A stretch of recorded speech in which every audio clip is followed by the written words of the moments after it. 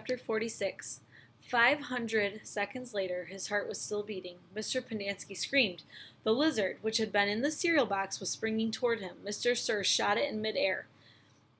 Stanley felt the blast shatter the air around him. The lizard scurried frantically across his very still body. He did not flinch. A lizard ran across his closed mouth. He glanced at Zero, and Zero's eyes met his. Somehow, they were both still alive. At least for one more second, one more heartbeat. Mr. Sir lit a cigarette. I thought you quit, said one of the other counselors.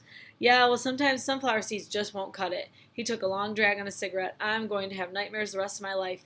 Maybe we should just shoot them, suggested Mr. Pendanski. Who? Asked the counselor. The lizards or the kids? Mr. Pendanski laughed grimly. The kids are going to die anyway, he laughed again. At least we've got plenty of graves to choose from. We've got time, said the warden. I've waited long. I can wait another few. Her voice trailed off. Stanley felt a lizard crawl in and out of his pocket.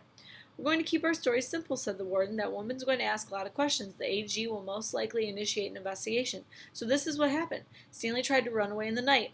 Fell into a hole. The lizards got him. That's it.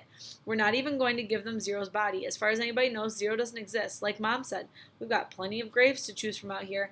Why would he run away if he knew he was getting released today? Asked Mr. Pendanski. Who knows? He's crazy. That's why we couldn't release him yesterday. He was delirious, and we had to keep watch over him so he wouldn't hurt himself or anybody else. She's not going to like it, said Mr. Pendanski. She's not going to like anything we tell her, said the warden. She stared at Zero in the suitcase. Why aren't you dead yet? She asked. Stanley only half listened to the talk of the counselors. He didn't know who that woman was or what AG meant. He didn't even realize they were initials. It sounded like one word, AG. His mind was focused on the tiny claws that moved up and down his skin and through his hair.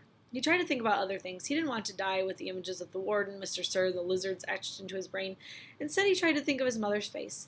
His brain took him back to a time when he was very little, all bundled up in a snowsuit, and he and his mother were walking hand in hand, mitten in mitten, when they both slipped on some ice and fell and rolled down the snow-covered hillside.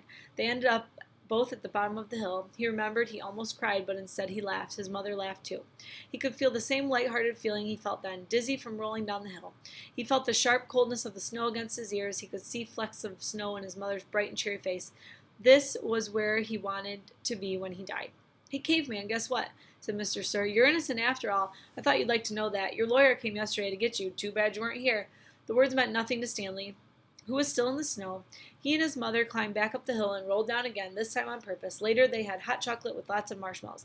It's getting close to 4:30, said Mr. Pendanski. They'll be waking up soon. The warden told the counselors to return to the tents. She told them to give the campers breakfast and make sure they didn't talk to anyone. And as long as they did what they were told, they wouldn't have to dig any holes. If they talked, they would be severely punished.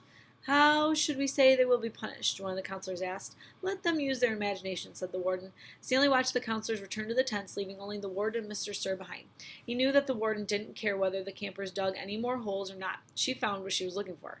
He glanced at Zero. A lizard was perched on his shoulder. Zero remained perfectly still except for his right hand, which slowly formed into a fist, and then he raised his thumb, giving Stanley the thumbs-up sign. Stanley thought back to what Mr. Sir had said to him earlier, and the bits of the conversation he'd overheard. He tried to make sense of it. Mr. Sir had said something about a lawyer, but Stanley knew his parents couldn't afford a lawyer. His legs were sore from remaining rigid for so long. Standing still was more strenuous than walking. He slowly walked, allowed himself to lean against the side of the hole. The lizards didn't seem to mind.